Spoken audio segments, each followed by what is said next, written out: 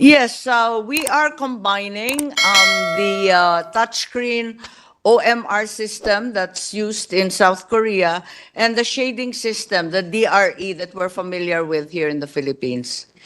So we are hopeful that we actually have double the security provided. So, good sponsor, yung OMR system, nagamit na nga sa Korea. Yes, Pero, paulit-ulit na po. Yes. Ganon din yung shading na DRE ng Pilipinas.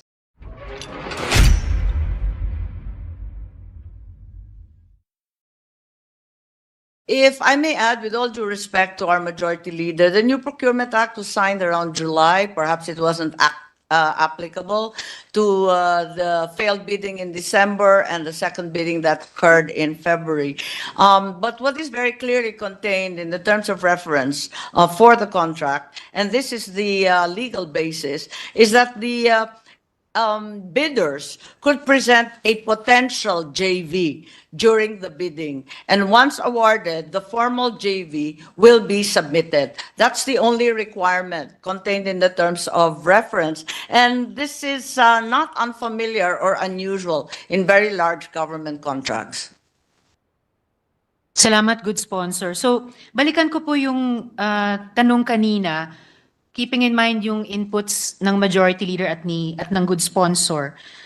Paano mangyayari na yung fast track contract na award sa Miru, ayon sa inquirer.net, noong February 22, 2024, pero yung JV mismo na di umano inawardan noong February 22 ay nabuo lang according to the COMELEC website documents. Nabuo lamang a week later, March 1, 2024. Tama. Good sponsor. Tama po. Pero ganun pa man, kung totoo man yun, ang requirement lang kasi sa terms of reference, as I said, was the potential JV, the possibility of a partnership being formed. And once they were awarded the contract, only then would a formal JV agreement be submitted. As stated earlier, kung minsan kasi ganyan talaga yung malalaking kontrata, mag-aambag-ambag yung iba't ibang mga sosyo, tapos magpapalit ng sosyo, kaya't pag na-award na yung kontrata, tsaka na lang rine-require na talagang maliwanag kung sino talaga ang mga sosyo. Good sponsor, paano lalahok sa bidding yung para sa proyekto in the first place, ang isang Miru JV, kung potential JV lang siya at that point in time. Totoong COMELEC ang kausap nila, hindi potential COMELEC lang. Paano mag-a-award ng contract sa isang JV na potential pa lang, hindi pa natin sigurado kung talagang magbubuo sila, may NFCC sila, may track record silang mapagkakatiwalaan at hindi dubious, hindi nagpapahiram ng credentials nila sa unqualified entities.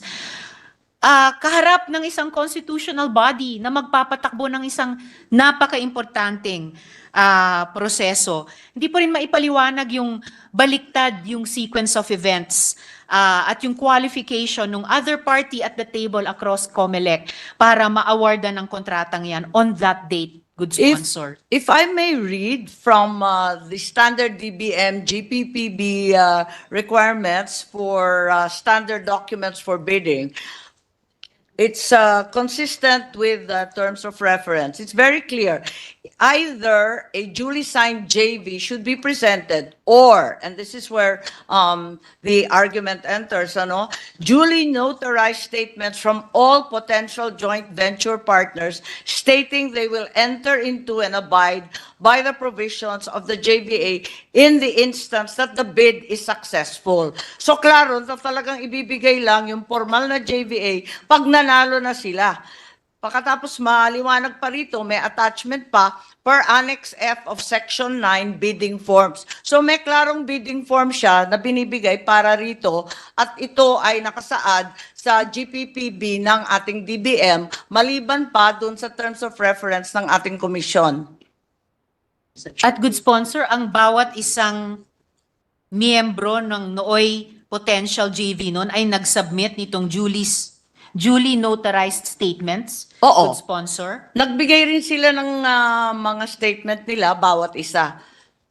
Pagkatapos, masasabi rin natin na this whole principle is actually consistent with Section 23I of RA 9184. So talagang ginagawa to, lalong-lalo na sa malalaking kontrata. Sorry, good sponsor. Paki-refresh yung memory ng representasyong ito. Ano ba yung Section 23 na iyon ng RA? Yes, this is contained in Section 23.1 of RA 9184 in addition to the GPPB as well as the TOR. It's a commonly held principle in our law. Perhaps, Mr. President, the good sponsor is referring to Section 23.6.2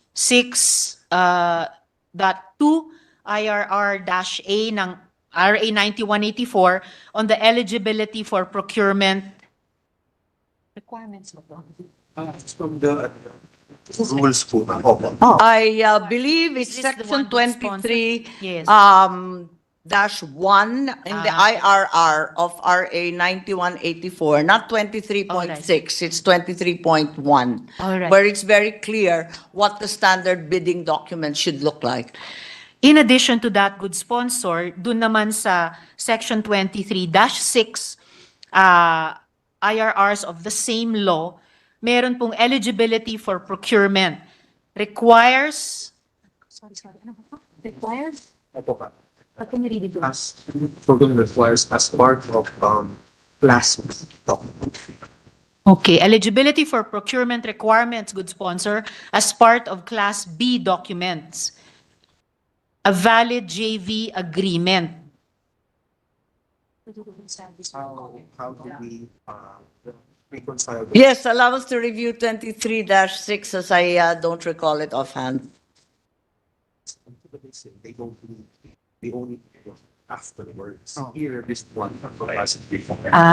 All right, good sponsor. I apologize for the I slight think, delay. at I will this clarify point- my question. No, it's perfectly consistent that the procuring entity has the right to review the qualifications, and it did not appear that there were reasonable grounds to suspect that any misrepresentation had been made by the parties of the joint venture. Well, good sponsor, hindi pa natin pinag-uusapan yung representation, yung compliance Kaya po sa po, requirements. ang commission, sa palagay nila, wala naman dahilan na magduda. Kasi maliwanag naman yung mga kumpanya, mga IT companies, at Koreano at Pilipino. Pero baka nga, good sponsor, ay dapat nagduda ng kahit konti, kahit sandali ang COMELEC dito sa, hindi lang St. Timothy, pero yung JV kung saan siya bahagi. Dahil dun nga po sa Section 23.6 ng RA 9184, part ng eligibility for procurement requires, as part of Class B documents, a valid, not potential, a valid JV agreement. So paano natin ito i-reconcile sa TOR ng COMELEC, good sponsor? Yes, I think there is nothing to reconcile. Both provisions are consistent. The eligibility to the TWG of the COMELEC was unanimous in voting, and no reasonable cause to investigate, doubt, or go beyond the information already provided by the potential partners was found. So there was no reasonable cause to suspect that these bidders should be disqualified or rendered ineligible. Hindi ko pa rin makita, good sponsor, paano natin i-reconcile ito. Kasi may section nga sa RA 9184, ang requirement ay valid, hindi I think potential. they are quite Valid JV agreement, good sponsor, at hindi potential JV ang pinag-uusapan. Baka hindi nasunod ng eksakto ang provision na ito or section na ito, good sponsor. So I think the COMELEC, under strict review of the Senate and your committee, was fully aware that we would pay attention to every detail. At nasunod talaga yung 23.1, yung 23.6, na kung tutuusin, hindi naman magkontra eh. Talaga naman, yung isa, tungkol sa mga bidding forms at saka yung dokumento. Yung ikalawa, yung 23.6, may kinalaman naman sa eligibility. Higit sa lahat, makikita natin na matapos yung kontrata, yung COA found that everything was regular and did not have to go any further into investigation and audit. Of course, good sponsor, with all due respect to the COMELEC and the COA, it still stands na yung text nitong Section 23.6 speaks about a valid JV agreement and only a valid JV agreement, hindi valid JV agreement or potential JV tulad sa TOR ng COMELEC. So that issue, at least for this representation, will have to stand in this afternoon's interpellation na unresolved. And in fact, a good sponsor, if you're not eligible, paano ka pwedeng even magbid in the first place, Mr. President? I think that in fact there was no suspicion of any misrepresentation. There was no doubt about the qualifications and other requirements of the various bidders. Hence, the procuring entity, in this case, the Commission on Elections, did not find that it had to undertake any kind of investigation or that there was in fact reasonable ground or reasonable cause to disqualify the bidders. Baka nga, good sponsor, hindi pa investigation pero dagdag pang due diligence dun sa mga parties na makakaharap sa isang JV para sa ganitong kaimportanteng proyekto. So good sponsor, Mr. President, dako na muna ako I dun think, sa... Yes, Mr. President. In the reading of this IRR, 23.6 speaks of eligibility. We should really look at 23.1, which explicitly governs JVs. So, maliwanag dyan that the duly notarized statements from all potential joint venture partners should be included in the bid and that they will be used in the event that the bid is in fact successful and the award is granted. So, maliwanag talaga na ito yung Class B document na sinasaad sa IRR. Yes, Mr. President, good sponsor. Class B documents din po ang tinatalakay sa 23.6 requiring only a valid JV agreement. Baka kaya sumunod siya sa 23.1 kasi kung yung 23.1 tungkol sa JVs, 23.6 further speaks only about a valid JV agreement and not a potential JV. It's possible that we also look in the same 23.1 being disputed. Paragraph 3 is also quite clear that each and every partner of the potential JV will submit the respective PhilJEPS certification in accordance with the IRR, so that the submission of the technical and financial capacity would derive from each and every one of the JV partners. So maliwanag na hiwa-hiwala yung pag-submit nila pero tatanggapin naman ng procuring entity kapag buo at kumpleto. And good sponsor, nakapag-submit ba yung bawat partner ng PhilJEPS certification nila? Yes, oo. Kompleto naman yung kanilang mga PhilJEPS at iba pang dokumentong kinakailangan. Alright, salamat, good sponsor. Dako naman po ako dun sa testing of new voting machines. Because we will be using what some commentators consider to be a prototype in the upcoming elections. At kung prototype, hindi po ito alinsunod sa ating batas. Ito'y paglabag sa batas. Yung mga makina po bang yan na ililis natin, adequately po bang na-test yung mga yon, good sponsor?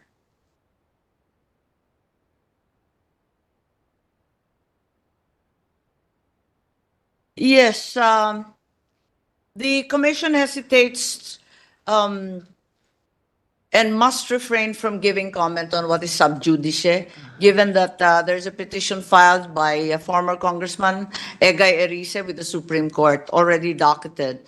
And nevertheless, they have volunteered that, in fact, they are presently testing and they've adopted a very rigid technical evaluation mechanism in compliance with the AES. And part of that testing actually occurred after the Senate committee's hearing regarding the same topic of a prototype as opposed to a system. And have there been any reassuring findings emerging from the testing about prototype lamang ba itong system na ito? Has it been tested in anywhere else in the Philippines or anywhere else in the world in any other election, good sponsor? Yes, we were all very impressed by the brand new machines, even though we were told that while the machines that were brought to the Senate were brand new, it was an old system that had been used many times in Korea, which is the nationality, of course, of Miru. At na-impress naman kami kasi lahat touchscreen, ang bilis-bilis, parang ang dali-dali bumoto. Kaya't natuwa naman kami kasi parang lalabas yung resulta kaagad-agad. Alin pong system yung nagamit na sa Korea, good sponsor?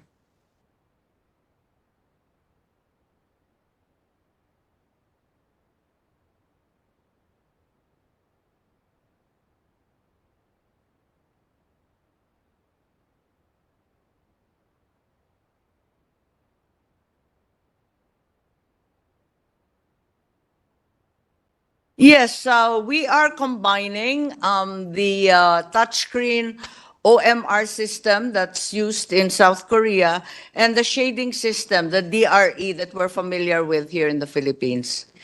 So we are hopeful that we actually have double the security provided.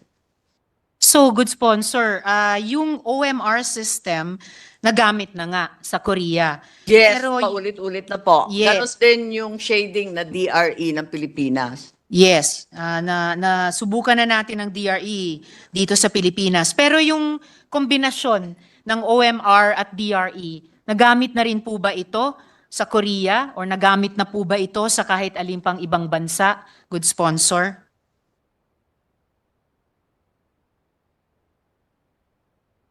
Actually, we're going to be utilizing only one system at a time. Locally, in the Philippines, we'll be using the DRE, which is a familiar system. I'm sorry. We're going to be using within the Philippines the OMR, the touchscreen system, locally here in the Philippines, which is the shading. And overseas, in the 17 different posts that will be allowing internet voting, we will not be using OMR or the internet voting. DRE po sa overseas, good sponsor. Yes, that's correct. So, hindi, ibig sabihin, kombinasyon yung system, OMR at DRE, pero yung OMR lamang ang gagamitin locally, samantala yung DRE ang gagamitin overseas. Yes, tama po 'yon kasi ang pinag-usapan dapat isang sistema lang that's been well tested precisely as you mentioned that it should not be a brand new untested system. So we're going to be using the long standing system of the OMR and only overseas where there is no internet voting will the DRE be utilized. So yung kombinasyon, kahit yung kalahati lang ng system ay gagamitin dito at yung isang kalahati ay gagamitin overseas, yung kombinasyon ng OMR at DRE, never before in the world used. Hindi Sponsor. pagkakalo yung OMR at DRE. Naka-off yung DRE dito sa Pilipinas, hindi yan gagamitin at all. Solid OMR as usual. Pero dun sa ibang bansa, yung DRE naman ang gagamitin. Yung OMR, nakapatay naman. para isa lang na sistema, hindi yung halo-halo at hindi yung sabihin natin na bagong kombinasyon na hindi pa nagagamit noon. Gayunpaman, good sponsor, yung system as such, yung subject ng JV, ay sistema na combined OMR at DRE. Kahit na parang sa switch, may dalawang switch. Dito sa session hall, isang switch lang ang bubuksan natin para sa isang klaseng ilaw. Sa mga opisina natin, yung pangalawang switch ang gagamitin para sa ibang klaseng ilaw. Pero yung sistema pa rin ay kombinasyon ng dalawang klaseng sistema, OMR at saka DRE. Good sponsor. I think it would be more accurate to say that they are not actually combined. Both options are just available in the machines. Individually, each has been tested. Kumbaga sa ilaw, regular electric supply, pero kapag na-brown out, tsaka lang gagamitin yung genset. So, di ba, kung ganun, good sponsor, bakit hindi na lang OMR machines ang pinrocure or ililease para dito sa Pilipinas, DRE machines para sa ibang bansa? Dahil kung sa iisang kaha, may dalawang sistema, pero i-activate yung isa o yung isa, depende sa switch na bubuksan, combination system talaga siya. OMR at DRE, good sponsor, na hindi pa nagagamit dito sa Pilipinas or malamang sa ibang bansa sa mundo, good sponsor.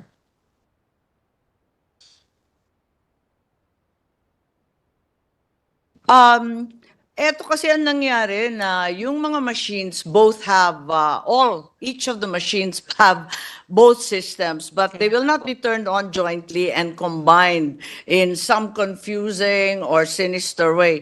Instead, ang nangyari, na pareho kasi ang presyo ng DRE at OMR. Sa totoo lang, yung DRE nagamit na rin sa Maguindanao noong 2008. Mas advanced sana yung DRE kasi maganda nga yung touchscreen.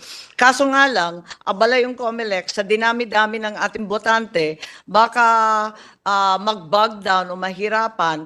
Kaya yung OMR na pareho sana ang presyo, mas low-tech, yun na lang ang gagamitin sa lokal pagkat napakarami ng botante natin.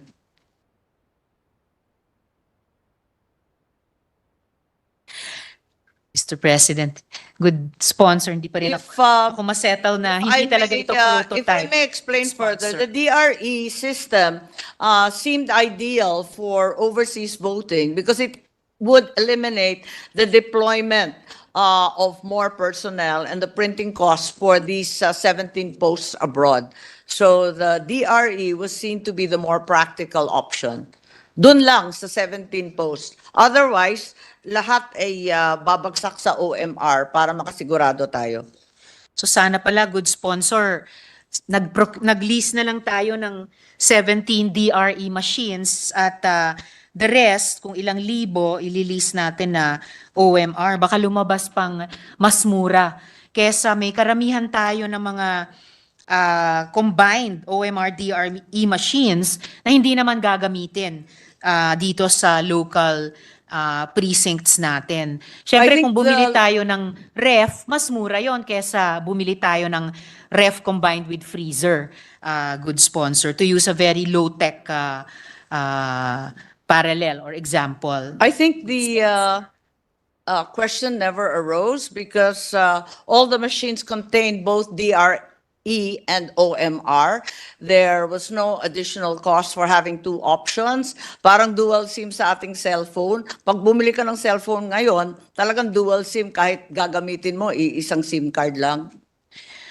Well, now, how can we know na good sponsor na hindi naging mas mura kung mas maraming OMR ang ililis, then 17 ang DRE na ililis? In fact, I don't think it's been adequately explained why this contract is so expensive.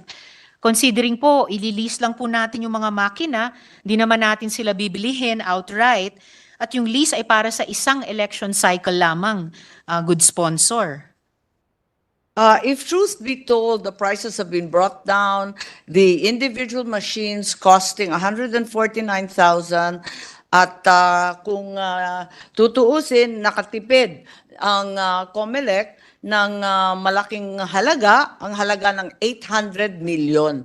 Malaking tipid to kahit dalawa ang option ng DRE at OMR. Gayunpaman, good sponsor.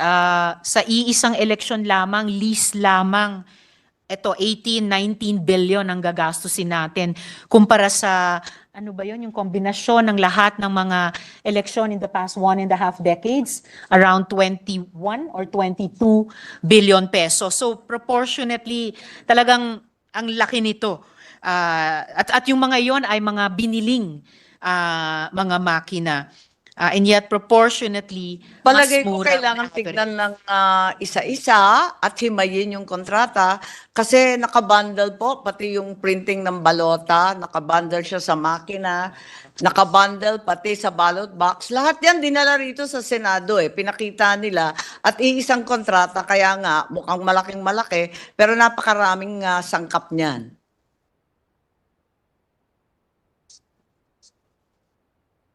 Just for kung pwedeng i-indulge ako ng good sponsor, just in case sa halip na lease, magkano kung ibinili natin iyon, Mr. President?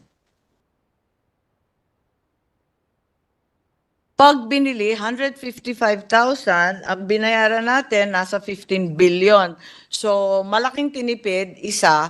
Ikalawa, nagbabago kasi ang teknolohiya, kaya nakita natin sa experience natin sa Smartmatic, kada eleksyon, nalalaos, nabubulok yung dating makina.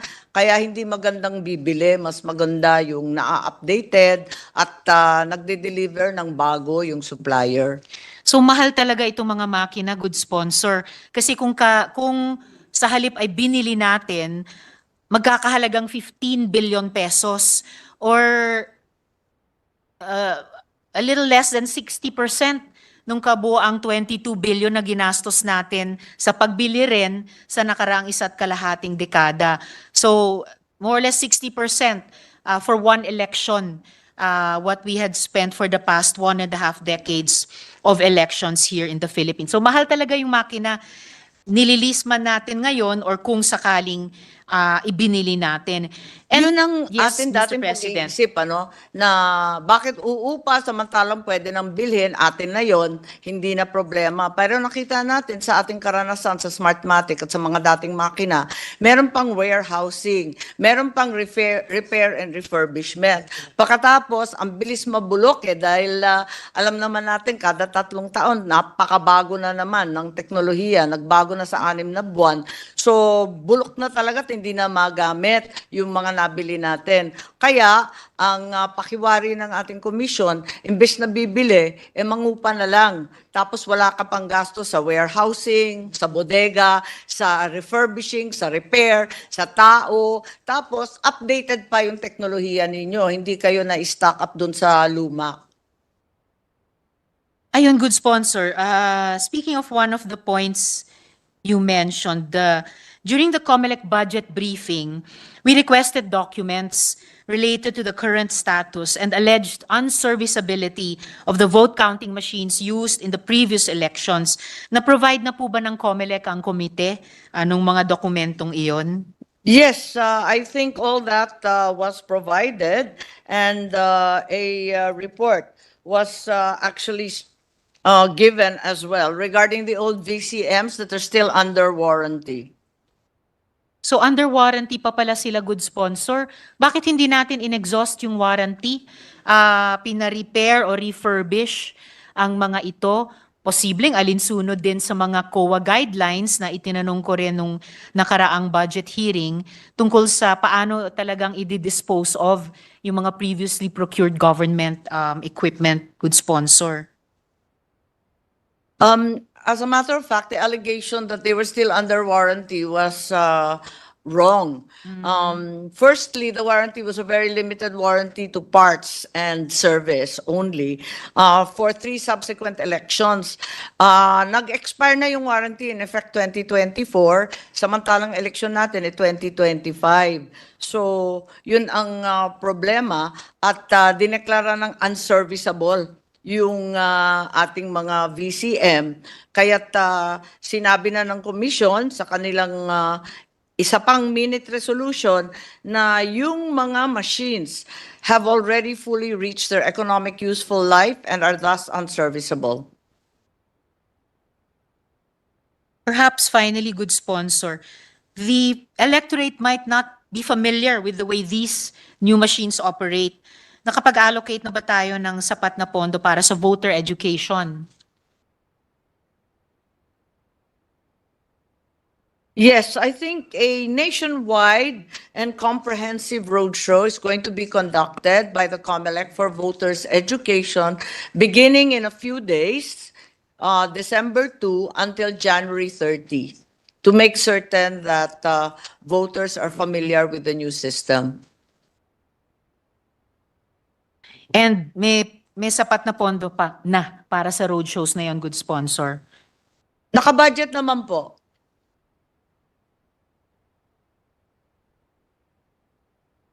Alright, good sponsor.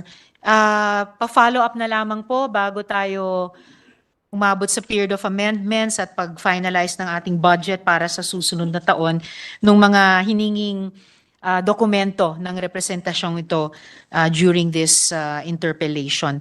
Isasubmit ko I, na rin po sa office ng good sponsor ang Sorry, listahang ito. Yes, Mr. I am President. assured by the Committee Secretary of Electoral Reform and People's Participation of your committee that they were forwarded to your office as requested.